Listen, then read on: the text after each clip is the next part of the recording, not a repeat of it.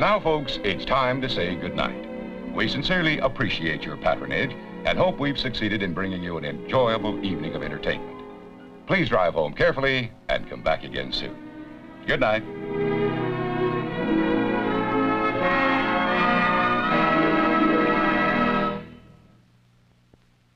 Welcome back for another episode of Adams for the Love of Movie Picks.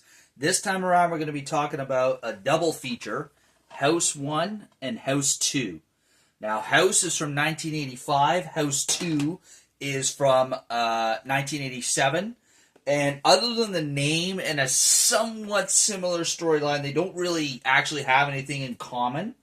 So, first off, House, the first House, to basically describe it, it's kind of like almost like a poltergeist movie. Very similar idea, you know, in the way it's set up and the graphics and the, I don't know how to put this, the puppetry, I guess, because it's not CGI, is very similar in ways to Poltergeist, but it's its own story. So basically what House is about is that a troubled writer, troubled yet successful writer, inherits a house from his aunt, but the house is haunted. And he comes to find this out. Not only is it haunted, but he later on finds out that the disappearance of his son is actually related to this house, because at one point he was living there with his wife and son. And, excuse me. And not only that, but I mean, the strange goings-ons in the house and various things, he comes to find out that are actually the work of a former army buddy of his, because he served in Vietnam, Big Ben, he was called, wanting revenge because the writer, Roger Cobb, left him for dead in Vietnam. So he wants revenge. And he actually kidnapped Roger's son. You know, and saying that, so William Catt plays Roger Cobb. Kay Lenz plays Sandy Sinclair.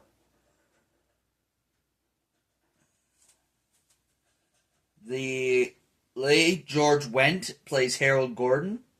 Richard Mall is the one who plays Big Ben. Mary Staven as Tanya.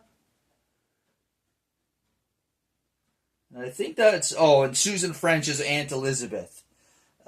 Stephen Williams plays one of the cops as well.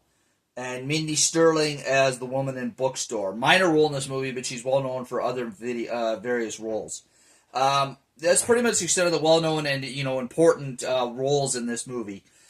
So yeah, basically Roger, he basically comes to terms with this, figures out a plan to beat Ben at his own game, get his son back, and, you know, rid the house of its haunting. You know, it's a fairly good movie. I thought it was highly enjoyable. The House 1 is more of a true horror movie, where, in my opinion, House 2, even though it's rated R, is more of a comedy horror. You know, there's a lot of humor gags in it, and not so much the scares. It's still a highly entertaining movie for a sequel.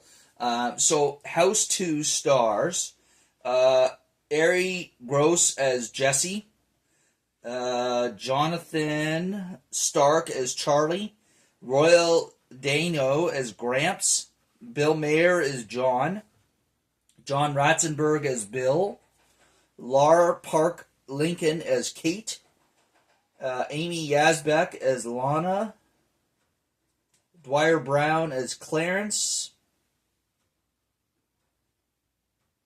and I think that's pretty much the extent of the well-known actors in this one. Oh, and I guess Kane Hodder does a role as a gorilla in this. I think, or actually, you know what? I think that might actually be the name of the caveman. No, it's actually not. Gus Raithwich is Arnold the Barbarian. So I don't remember there being a gorilla in that, but I guess there was. And Kane Hodder played him. So interesting little tidbit there. So House 2, it's a completely different house from House 1. Jesse, it was his parents' house. It's actually been in his family a long time. And he comes home to the house. Comes to find out about a mysterious crystal skull that supposedly has supernatural powers that was found by his great-great-grandfather. So they come to the conclusion that him and his buddy Charlie, that the skull is probably buried with his great-great-grandfather. Well, when they dig up his grave, they make an unexpected surprise. Dear old great-great-grandfather, even though he supposedly died in 1916, is still alive in his casket. Scares the living hell out of them, obviously. And it is because of the skull that he's still alive. And the basic premise of the movie is, Jesse and his buddy Charlie helping Gramps to keep the skull safe and keep it out of the hands of those that would use the power for bad. And you come to find out the main bad guy is an old acquaintance of Gramps. I forget what his name was. Let me see if I could find it here. I think it was Slim, played by Dean Cleverdon. And, come to find out that, Slim actually killed Jesse's parents, looking for the same skull, from, Gramps. It's got some humor to it, some interesting roles. I love the guy who plays Gramps. He's quite hilarious. And just, an interesting, unique idea for a movie. So, if you're looking for a good horror movie, like from the classic, in my opinion, classic era of horror movies, the 80s, or, a good, not rom-com, horror-com, in House 2, I think this is the perfect trio, or duo for you. So there you are, folks. That's all we have for you this week. As always, if you enjoyed my video, please click that thumbs up, leave a like down below. As always, feel free to leave a comment down below in the comment section. And if you really enjoy my channel, please subscribe, all right? I greatly appreciate it. You take care of yourselves, and we'll see you next week for another episode.